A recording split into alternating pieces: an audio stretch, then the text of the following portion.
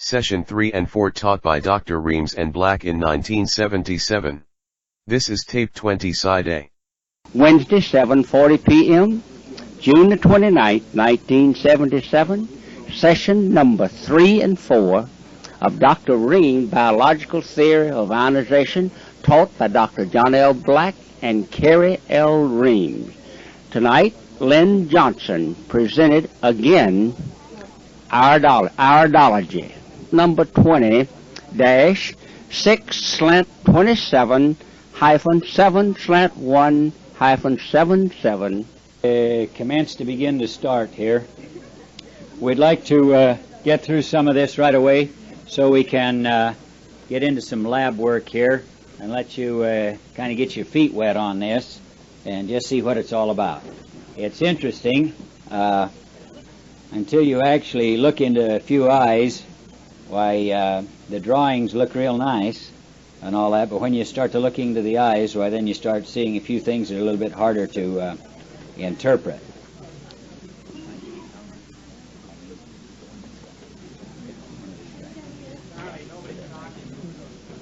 All right. We want to show you just a few things here.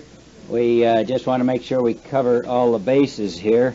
And there are just a few little things that we need to pick up on. One of them is a problem that we see in the lungs. Now, when we're talking about the lung area, we're talking about over here in the bronchioles and lungs. And turn the volume up. Testing 1, 2. Is that better? What tape are we on? Tape 20, side 1. Tape 20, side 1. All right. You'll find that in the lung, we have the lung broken down here into the upper, middle, and lower area. On your chart, if you look at your chart, it shows that this shows here in 3 areas here, the lower, middle, and upper. Now, there's something that's rather strange that we're doing a little bit of research on right now. When we find someone that's been a heavy smoker for years, when we find someone that's worked in the mines, when we find someone that's worked with a lot of industries, we find that this lower lung area will be pretty dark. There'll oftentimes be a dark area. And if they've been a real heavy smoker for many years, why, oftentimes this lung area will be real dark. No, it could be one lung or it could be both lungs. If they have a weakness, if one side of the body is predominantly a weak area, a very weak structure, a very poor structure, and the other side is inherited from the other side of the family and is stronger, well, you may only find this on one side, but the weak lung will break down first. The lung is out here, and you take your bronchial is more into the center, leading out into that area. So I'm not talking about the bronchial area right now. I'm talking about the lower lung, and it will be dark. Now, we have found this just recently, just in the past couple of years, since more and more people now are a little more prone to talk about their activities and not to hide their activities. We find that some of these marijuana smokers, we're finding a white area up in here, in the upper part of the lung. White area up in the upper part of the lung. Now, we're trying to find out what this is. That's an indication of an irritation of some kind. We don't know just what it is, but it's been rather consistent. So this is something, and when you see this white part up in the upper part of the lung, it might be well to find out if they have ever used marijuana. And I have found so far a very, very high correlation there. I mentioned this to Dr. Jensen one time, and he said, I found the same thing. I said, what does it mean? He says, I don't know. I don't know. It's mostly with these young people that have started hitting the marijuana, and they're coming in, and they've got some problems, and we're checking it out, and we run into this and can't quite tie it in. Now, many of these things have been verified through the years by autopsy, but we don't kill them so we can perform an autopsy on them. So we leave that up to somebody else to do. But this is one of the things I wanted to mention that we need to bring up to here. All right. Now, it was mentioned, someone mentioned the hiatus hernia or the pseudo-hiatus hernia. And someone was asking about how we detect that. I cannot say someone has a hiatus hernia when I look in the eye, but I will find that if they do have a hiatus hernia in the diaphragm and upper abdominal area here, if you find this between, am I in the way? Does that help? The diaphragm and upper abdominal area. And you will find that there will be a mark in there. Now, sometimes that mark is a white line, and sometimes it is a black line. And I always ask my patient what operations they've had or what problems they've had, and put that down right to start with. I used to play games with them and see if I could find it first, but I don't have that kind of time. So on the back of my sheet, ask them. I just out and out ask them, that's all. What operations have you had? I also ask them, is there something particular you want me to look for? Because I had the experience one time of checking out a man, and he'd had so many operations. He'd had 3 heart attacks, and he'd had various operations, prostate operation. He'd had most of the regular organs out that you find, like the tonsils and the appendix and things of this nature. And all of this, and I went around the eye, and I checked it out, and my land, I ran out of lead writing down all the things. And he says, sounds like my wife gave you my medical record. And I went on and kind of ignored him, and went on and finally says, well, you got everything but the thing I came for. I said, good land, what did I miss? I thought I'd done the whole chart. I didn't think I'd missed a thing. And he lifted up his leg, and he says, right there, I've got a spot that's been a burning, or a numb spot, about the size of my hand. And that's what he came for. With all the problems he had in the vital organs and everything, who's going to look at a spot on the leg to see if he's got a numb spot or something? I mean, this is the thing, and I found that so many times somebody has one thing that they are particularly interested in. They may have a dozen others, but there's usually one thing. And so I just ask them, is there something you particularly want me to look for? And someone will say, yeah, I have headaches, or another one will say, well, lower back problems. And someone will give me a list of where I have to go sharpen the pencil to put them all down. I don't even have room on one column to write them all down, the things they want me to check on. So you know they're really shot then when they already start to tell you that. But this is the type of thing that we are working with, and I think there is nothing wrong with trying to find out if there's something particular they want you to zero in on, because you're going to find out when you look into some of these eyes, they got so many things wrong, many times you don't know where to start. You don't know where to start. And the best way I've found to start is where the worst pain is. If you can get rid of the worst pain, then you can start working on some of the others. But haven't you noticed your car has a big squawk in it, a big noise, and as soon as you get that noise stopped, you can hear this little one over here and that one over there? Like my father-in-law, when he came to us, and he was complaining about something, we worked on him and got his ears cleared up, and then he could hear all kinds of noises in his car on the way home, and he kept naming them all, and his wife says, well, the car's been making that sound for months. Well, that's been happening for months, and he was beginning to hear them because his ears opened up. His ears were all plugged up.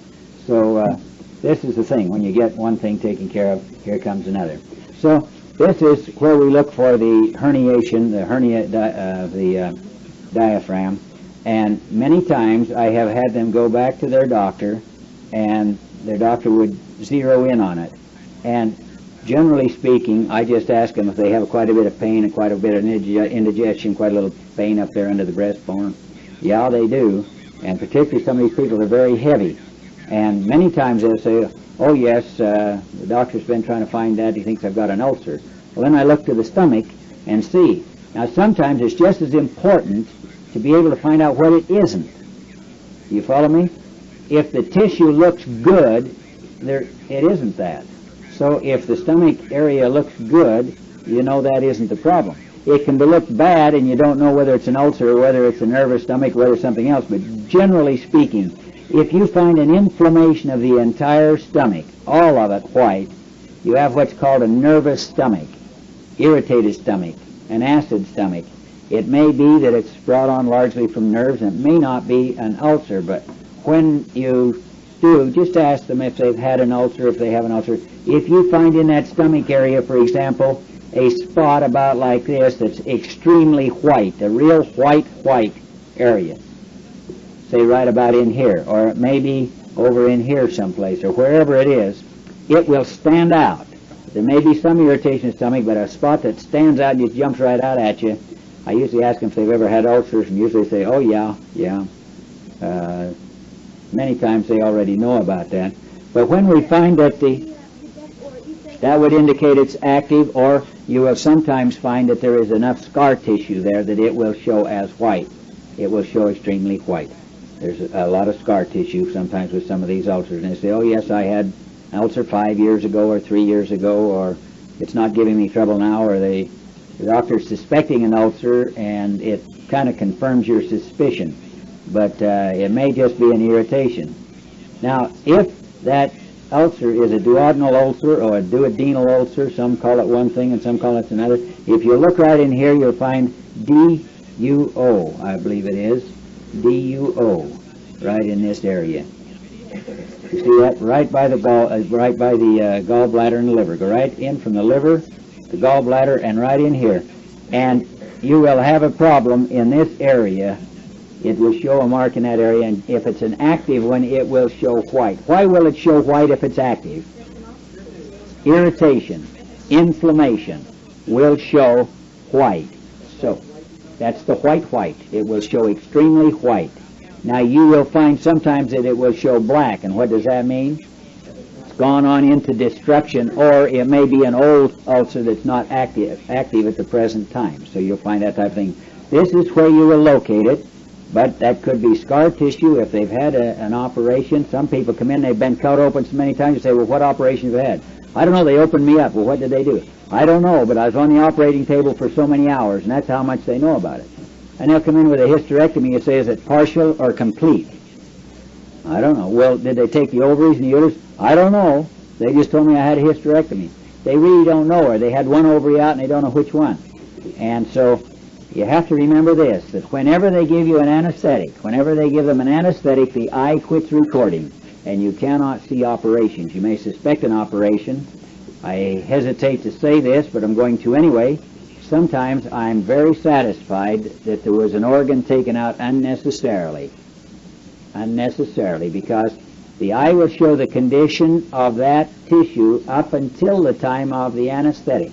Then it does not record what happened while they were under the anesthetic. Now, someone asked me today, if that were done by acupuncture, would this be the case? Now, when you're under a general anesthetic, it stops, apparently, the recording of the entire body. I mean, apparently everything quits recording in the eye there. When they're under acupuncture anesthetic or anesthesia, from my understanding, that would only be deadening that particular area, and they are conscious of everything else, and I think only that would be stopped, and I don't know what would happen there. I do not have an answer on that with acupuncture. I assume that everything else would be recording, but that particular area would stop recording, so I don't know.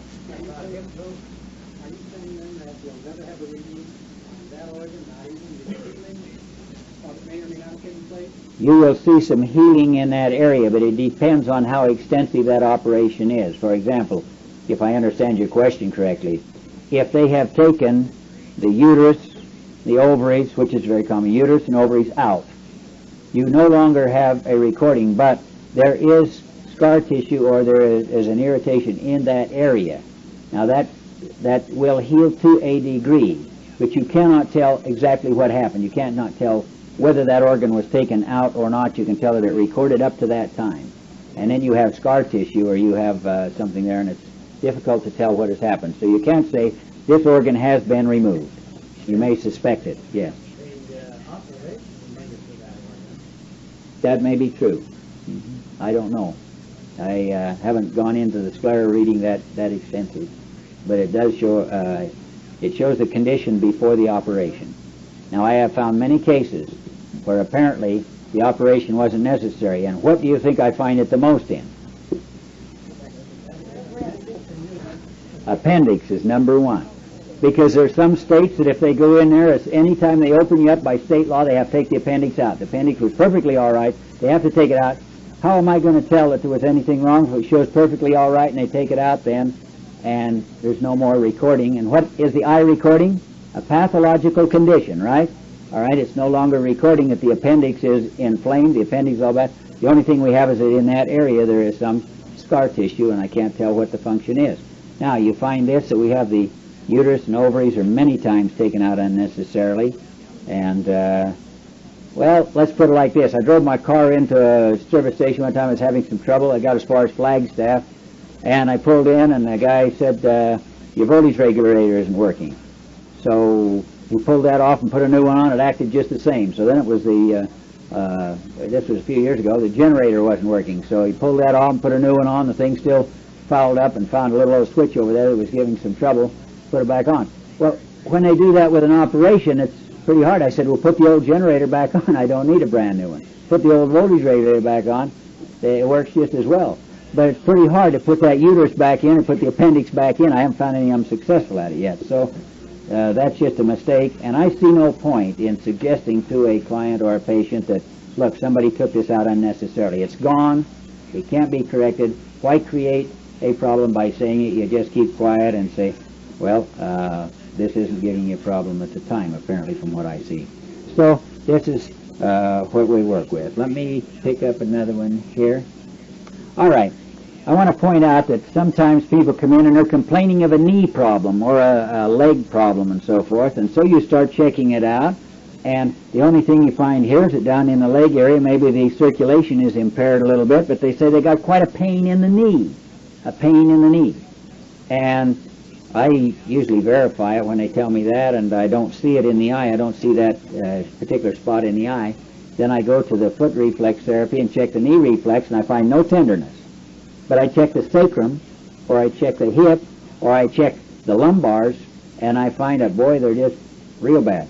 So I check and see if I find a problem right in here, if I find a problem right in here, or if I find a problem right up in here. So here is the hip area, here is the knee area, and I find oftentimes the problem's in the hip, or I come over here and I look toward the sacrum or the lumbars, and there you find the problem.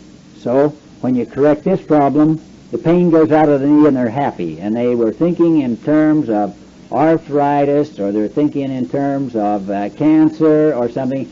You know, so many people think if they got a pain, it don't matter where it is. If it's a pain in the toe, it's cancer. If it's a pain in the knee, it's cancer.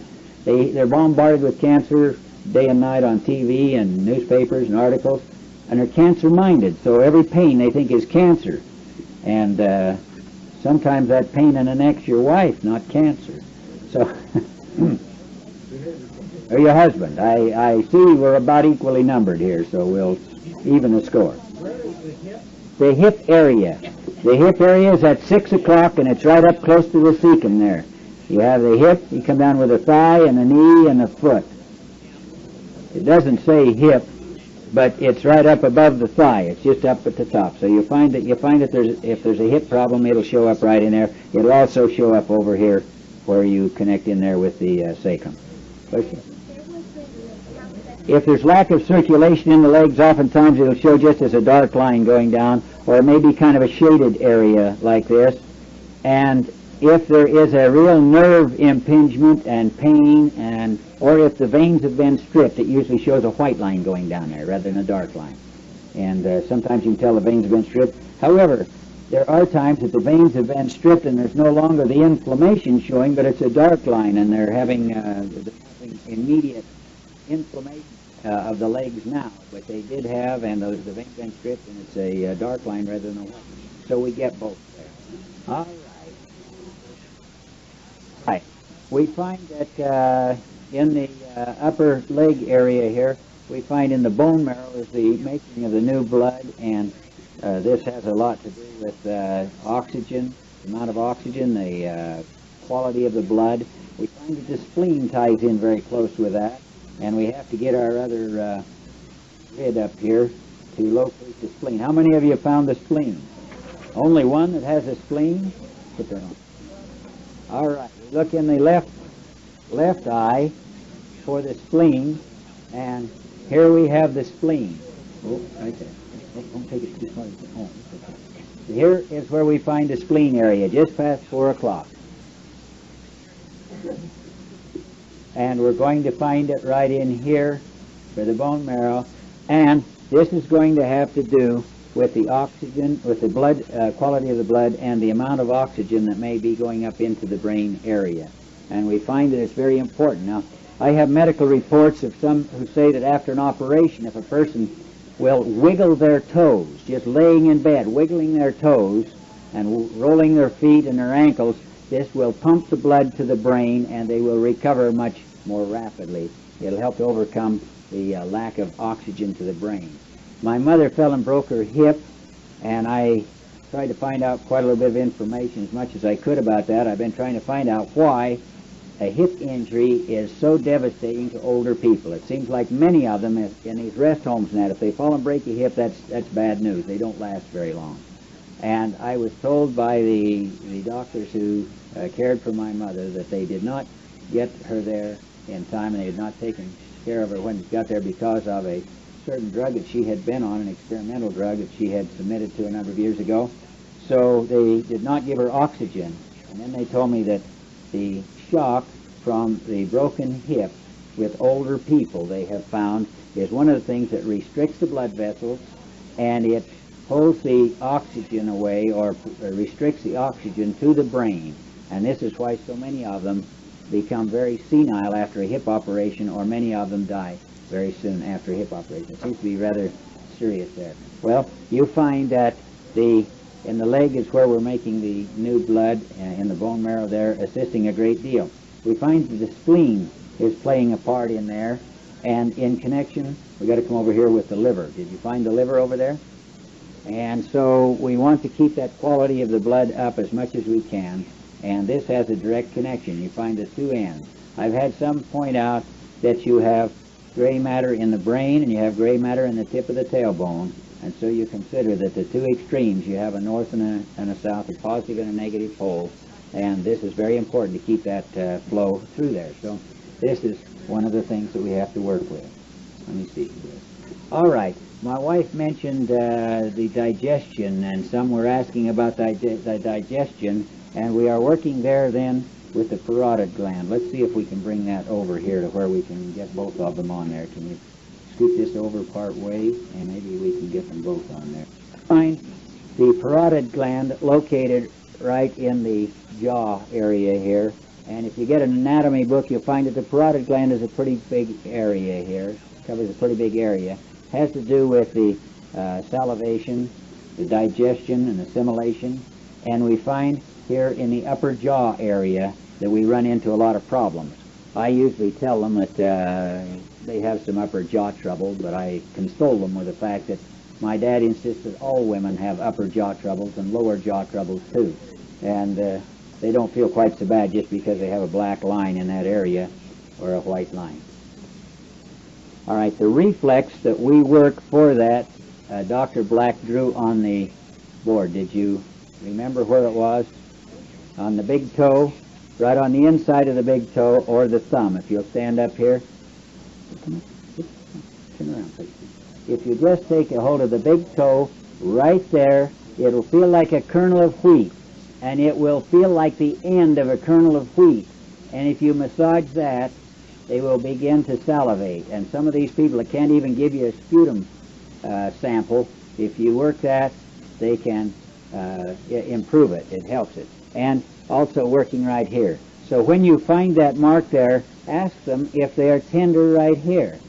And then ask them if they've ever felt right in here, and they can feel it. There'll be a tenderness. All right. So most of you could push right there and you find your digestion isn't quite as good as it ought to be. You do both sides, yes. It's on both sides. I can't hold the mic and demonstrate both sides. Now we find that if someone will do this, when you make a test on them, you have them do this, you have them work on, this is on the face, you have them work on the reflex on the thumb or reflex on the toe. Thumb or the toe. You have the same reflex on the thumb and you have it on the toe, but it's be more prominent, much more on the toe. It'll be much more pronounced on the toe. And you take another test and it'll show a change. It'll show your liver change. But it doesn't take very long, but a short time and you get a change there. All right. Yes, that gives a liver. Yes. All right. If you will open your jaw, right there, it comes in front and it comes down to the lower jaw and comes up over the front, over the upper jaw. So you just get an anatomy book and you find it's quite extensive here, and here you have your salivary glands from the lower, from under the tongue. You'll have them coming down from the roof of the mouth there, from the salivary glands. And this we find is there. Now this isn't, I haven't found this in any of the books. Basically speaking, it's kind of ignored. There are a few things that are a little bit ignored that we have found in working with it, and you don't find them too much in the anatomy books. You don't find too much on the thymus gland either. I'd like to give you just a little bit on the thymus gland.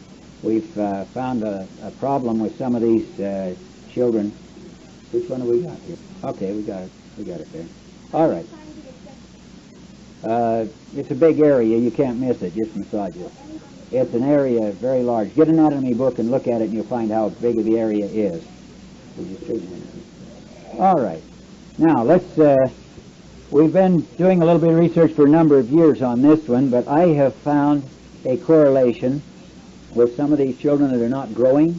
They're having a problem. They're stunted growth. My niece was one of them. She was in the 4th grade. My sister went in to see the doctor, and he says, well, Diane, that's nice. Says, you start 1st grade this year? She was in the 4th grade. And my sister said, oh, doctor, she's in the 4th grade. And he let out with a few adjectives, and he says, good blankety blank blank. Let's get her in here for an examination. They started checking it out. They worked with it for quite some time. She made no response at all. She hadn't grown for a number of years, and there was no response. So finally they made arrangements to take her to the University of Utah, use her for an experimental guinea pig. And this is when I heard about it. I was 750 miles away, and nothing been brought up. My sister mentioned that, so I made a few suggestions of correcting her diet and told them a place to work on the foot, which is not on the charts, for the thymus gland. And then I checked her the first opportunity I got, and I found a problem right in this area. I found a problem right in that area. Now, I've discussed this with Dr. Jensen, and it's not on any of the charts, and he said that there's a possibility that it could be just above the heart, right on that autonomic nerve reed, or it could be there. There hasn't been any research or any work done on that because it's been rather ignored, but I just have been making a notation of that, and we have had over 20 young people who had stopped growing for all the way from 2 to 4 years. And by working on those reflexes, I found every one of them that there was a problem right here. And working on those reflexes and having them use a few supplements for the thymus gland, and we use thymotropic concentrate from Nutridyne. Sometimes I can't think here when I get up on my feet. Nutridyne, or we use Thymex and Complex T. That's a combination of two products, Thymex and Complex T. That's Complex T. Yes, that's sesame oil in the capsules, and they use that, and we've had a standard process laboratories. We've had 100% response to that. 100% response. And I'm talking about a response in a matter of a couple of weeks. Oh, yes, excuse me. And using pituitrophin. Thymex and Complex T and pituitrophin. The other one is using thymotropic concentrate, and what's the name of the one for pituitary? Prolantropic for Nutridyne. Now, there are other companies that have similar products. I'm not saying they don't work, I just haven't worked with them. When you get something that works, well, you work with it. And there are many doctors in our area that have used this and have told me they get fabulous results. Well, we have done it up to the age of 16, but I have not had them 18 and older. I have one now who is working on it that I think is 19, if I remember correctly, 19, going on to 20. And there's one woman who is 28 or 29, and she has just started to try it to see if it'll do anything. I told her, I said, I think maybe you've got your growth. I don't know. She has several children, and I said, I think maybe you've got it. But she said, I want to try it. I'm going to try it, but I haven't had the time to find out. She says she's checked with a bone specialist and said they stopped growing at 23. I am not knowledgeable on that. I could not. Some stop at 26, thank you. Some bones, yes. Would you repeat that? I didn't hear it. Oh, Grey's Anatomy British edition has all of that. All right, thank you. Both. Oh, on both feet. You say which foot? You use the reflex on both feet. All right, stand up here and I'll show you that. Right in this area. The thymus gland. Yes, but it's the corresponding place on the foot. All right, we have to move along here. All right, we have another problem. Yes? It seems to balance them. It just brings it into balance. And yes, I'm glad you asked that. What about if they're growing too fast instead of if they've stopped growing? Well, I went off from cow's milk years ago, but that's been my experience. Is it helps to balance it both directions. It brings it into balance. All right. Solar plexus area. When you have people that have a lot of anxiety and so forth, why, there is the solar plexus area, and you see that is very inflamed at that time. Now, we need another one on the right eye. We need the right eye. Helper here. In fact, she just made these so you could see them a little bit bigger, and I wouldn't have to work with that little one. Isn't she nice? I think she is anyway. Incidentally, nobody knows the hours she puts in working up things like this when she thinks I need something, and it's appreciated. I don't usually tell her, though. All right. I have something I'd like to bring up. This is a touchy subject. I'd like to know, not to be nosy, but how many of you are doctors or chiropractors or osteopaths or therapists actually dealing in counseling and marriage counseling or dealing with such problems as the marital relationships and so forth? All right. We'll point this out that you do have an area here that is referred to as a sex impulse and perversion area. Now, I have had some of them say, well, you can look at that and see if they're sex perverts. You can look at that and see if they're masturbating. You can look at that and see all kinds of things. I find that this isn't necessarily true because my wife and I are personologists, and we do a lot of marriage counseling, and we do have to work with this, and so we're confided in a great deal. And I have found that when we find a mark in this area, we are dealing with the brain function. We're dealing with the brain area. And when I find this with a woman with a mark in that area, whether it is white or whether it is black, I ask them a few questions. And one of them, I want to know if they have had a hysterectomy. That's one thing I have to know, if they've had a hysterectomy. If they haven't, I ask them if they have been on the pill. And if they haven't, I ask them if they have an IUD or have had an IUD. And if they haven't, then I ask them a personal question if they have pain with intercourse. That is, if they're marriageable age, if they're married or have been married, which I've already established. And if they do, I ask them if the doctor, or I usually ask them if the doctor has ever told them that they had a tipped or prolapsed uterus. And oftentimes they'll tell me that. I ask them that before I ask them if they have pain with intercourse.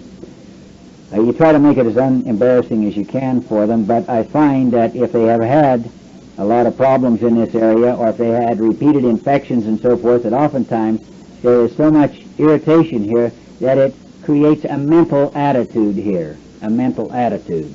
Now, sometimes it boils down to the fact that they have been taught all their life that sex is nasty, dirty, and everything else, and then they get married, and they are so fearful of these problems that they have never been able to be a proper wife to their husband, and they have a problem here.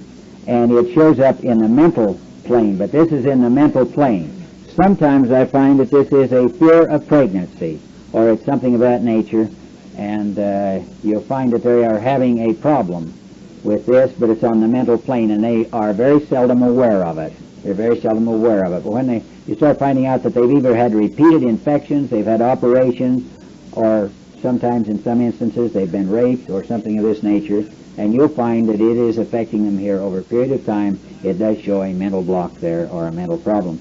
And many times we have been able to work with my vitamin mineral douches. We've been able to have them eliminate things that are unbelievable, and then they clear it up. In fact, I have a couple of specimens of some of the things that they have eliminated, and it gradually goes away, but it takes a little while for that to go away. But oftentimes that is creating marital problems there, and that's on the mental plane. So you see that. That does not necessarily mean that they are a sex pervert. It does not necessarily mean they're masturbating.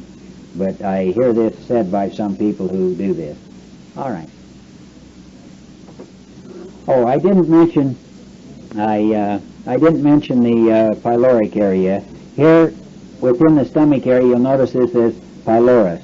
And when you have a pyloric valve blockage there, or problem, you will see that in the right eye. In the left eye, do you want to, well, let me just tell them, in the corresponding spot on the left eye, you have the cardia.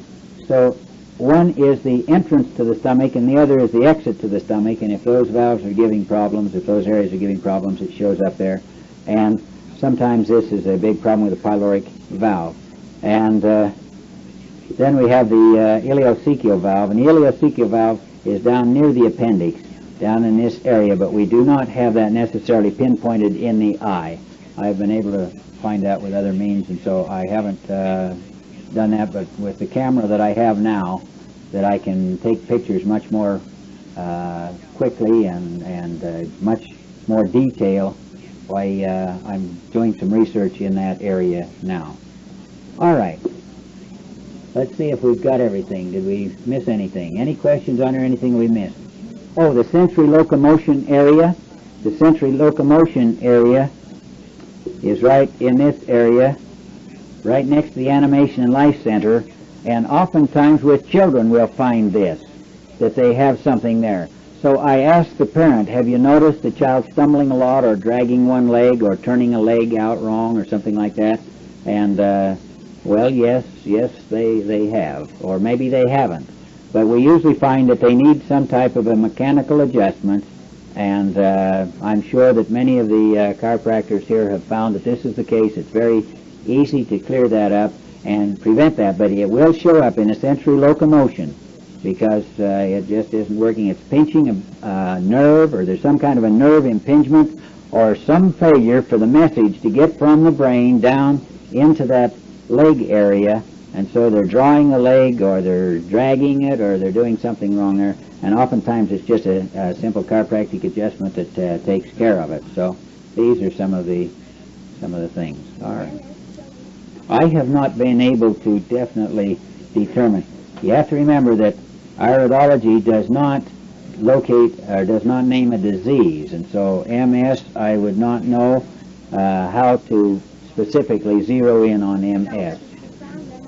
Well, you find patients with MS that it affects all parts of the body, I mean all the limbs of the body, and sometimes their arms and hands and everything. The arms and so forth are going to be showing over here with the arm and hand area. You'll find a problem here, and you also find that the arms and the legs you will find with the lack of oxygen to the brain and brain anemia and so forth. Yes? I can't hear with the motor running. Let me point out this, that you have overlaps here. For example, these ribs are overlapping here, the breast and various things like that, and so you do have to do some things by a process of elimination. You can see a line coming down like this, and okay, is that the breast, or is it the ribs, or just what is it, the lung, or what is it? If it's up in here in the pyloric area, it's pretty easy to tell if it's up into here, but if it's down in here, many times you think it's the breast, and you find out that the ribs are jammed together. In fact, I have it a great deal when they've had an operation on a lung or they've had an operation on a kidney. They've spread the ribs and leave a big wide gap here with the ribs piled up on top of each other, up above there. And they're having all kinds of problems, and you space the ribs and the problem goes away, and oftentimes that's the trouble with the pain in the breast. A woman can very seldom tell whether the pain is in the breast or whether it's in the rib underneath or something of that nature, so it's the problem.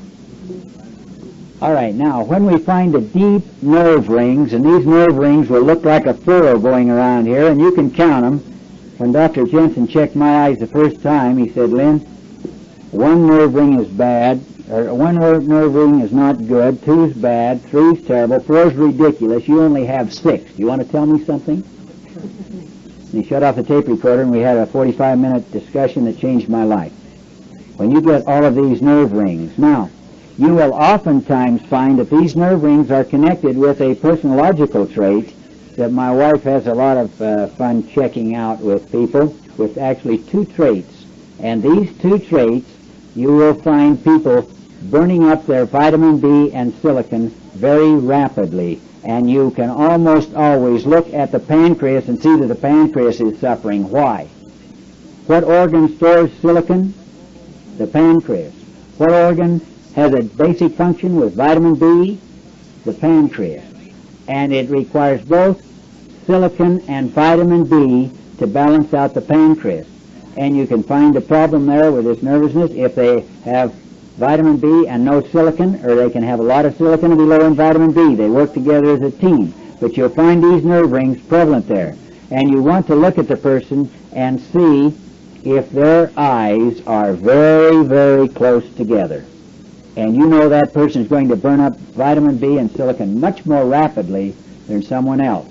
And they're going to have things bothering them a great deal. You'll also find another trait that's involved, and oftentimes they have both of them, and that is that the ear is set very far to the back of the head with a lot of the face in front, and they are very concerned then.